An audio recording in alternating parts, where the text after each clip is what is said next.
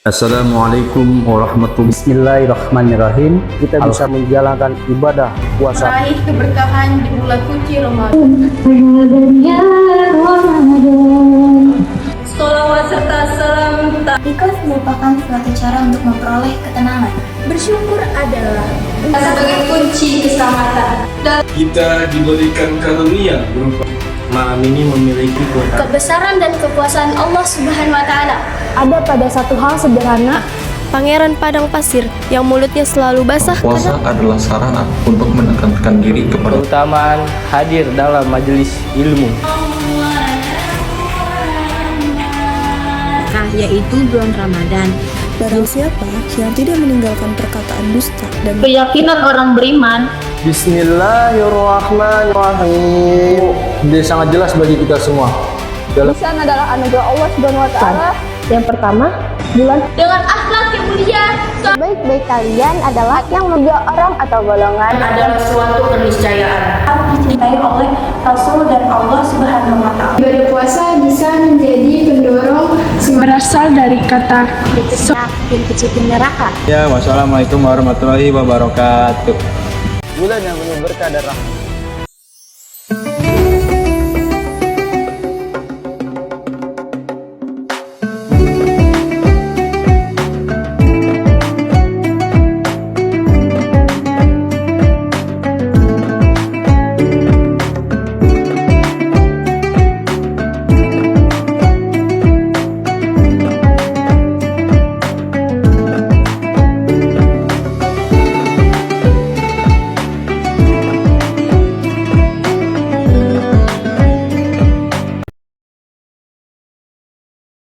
Assalamualaikum warahmatullahi wabarakatuh.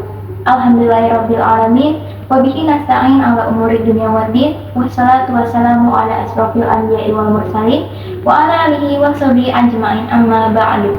Saudara-saudari muslim semuanya, marilah kita panjatkan puja dan puji syukur atas kehadirat Allah Subhanahu wa Ta'ala, karena berkat limpahan nikmat serta karunia-Nya kita masih diberikan kesehatan hingga saat ini. Tak lupa juga salawat serta salam kita sanjungkan kepada baginda besar Nabi Muhammad SAW beserta para keluarga dan sahabatnya. Semoga kita termasuk umatnya yang mendapatkan syafaatnya di yaumil akhir. Pada kesempatan kali ini saya akan menyampaikan topik kultum tentang ikhlas adalah salah satu bentuk ketaatan kepada Allah Subhanahu wa Ta'ala. Ikhlas berarti melakukan segala amal hanya karena Allah Subhanahu wa Ta'ala, tanpa mengharapkan pujian ataupun pengakuan dari manusia yang lain. Ikhlas merupakan suatu cara untuk memperoleh ketenangan. Ada banyak bentuk ikhlas dalam kehidupan kita, yaitu ikhlas dalam bekerja, ikhlas dalam beramal, ikhlas dalam beribadah, dan lain sebagainya. Ikhlas adalah amalia hati yang tingkatannya paling tinggi. Ikhlas berbeda dengan sabar. Ikhlas merupakan bentuk penerimaan atas ketentuan dan ketetapan yang Allah Subhanahu wa Ta'ala berikan kepada kita. Sebagaimana yang diajarkan oleh Nabi Muhammad SAW dalam hadisnya yang diriwayatkan oleh Abu Hurairah, beliau bersabda, sesungguhnya amal itu tergantung pada niatnya, dan sesungguhnya setiap orang akan hanya mendapatkan apa yang ia niatkan. Dalam hadis ini menjelaskan bahwa niat yang ikhlas adalah aspek yang sangat penting dalam beramal. Allah Subhanahu wa Ta'ala menghendaki kita untuk selalu bersikap ikhlas dalam menghadapi setiap ujian yang diberikan olehnya, sebagaimana perintahnya. Allah Subhanahu wa Ta'ala berfirman dalam Quran surat Al-Bayyinah ayat 5 yang berbunyi, A'udzubillahi minasyaitonirrajim. Bismillahirrahmanirrahim. Wa ma umiru illa liya'budullaha mukhlisina lahud-dina hunafa wa yuqimuna as-salata wa yu'tuz zakata wa zalika dinul qayyimah. Yang artinya, mereka tidak diperintah kecuali untuk menyembah Allah Subhanahu wa Ta'ala dan mengikhlaskan ketaatan kepadanya, lagi hanif, melaksanakan sholat dan menunaikan zakat. Itulah agama yang benar dan lurus. Ayat tersebut menjelaskan bahwa setiap orang yang muslim harus ikhlas dalam agamanya. Dengan ikhlas, kita tidak akan tersesat ke dalam hal-hal yang tidak diridhoi oleh Allah Subhanahu wa Ta'ala dan dijauhkan dari sifat ria atau sombong Sifat ria atau sombong sesungguhnya adalah sifat setan. Ada berbagai cara untuk ikhlas dalam menghadapi setiap ujian yang diberikan kepada kita. Yang pertama, bersikap ikhlas, sabar, dan lapang dada untuk menerima segala hal-hal yang terjadi dalam hidup kita.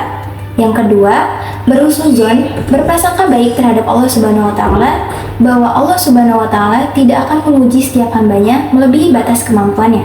Kita hanya perlu memikirkan Allah. Salat untuk Allah, berzikir untuk Allah, semua amalan yang kita lakukan hanya untuk Allah Subhanahu wa taala. Tinggalkan urusan duniawi, janganlah bersikap sombong karena kita adalah manusia yang tidak berdaya di hadapan Allah Subhanahu wa taala. Namun, nafsu seringkali membawa kita pada keinginan untuk mendapatkan pujian ataupun pengakuan dari orang lain. Menurut Imam Al-Ghazali, semua manusia akan rusak kecuali orang yang berilmu. Semua orang yang berilmu akan rusak kecuali orang yang mengamalkan ilmunya. Semua orang yang berilmu dan mengamalkan ilmunya akan rusak kecuali orang yang ikhlas. Dan orang-orang yang ikhlas pun masih dalam kekhawatirannya yang besar. Dari ungkapan Imam Al-Ghazali menyatakan bahwa ilmu akan sia-sia jika di dalamnya tidak ada keikhlasan. Ilmu dan amal tidak dapat dibanggakan. Bagaimana mau dibanggakan jika yang ikhlas saja masih dalam kekhawatirannya yang besar?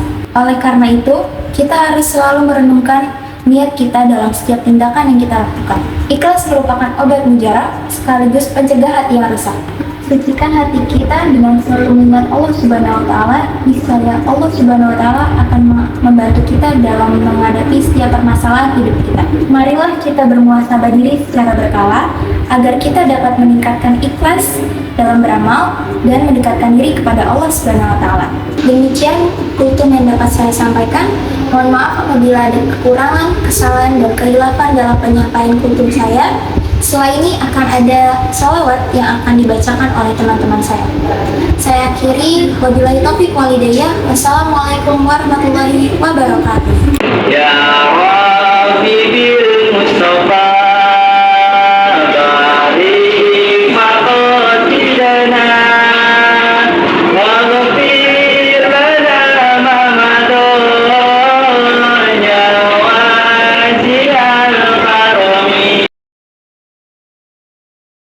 Ada tipsnya kagak bang? Biar tetap fit selama puasa, udah gitu kerjaan kita tetap lancar bang. Ada no tipsnya. Nih, yang pertama, lo jaga nih asupan makanan lo pas sahur sama pas buka.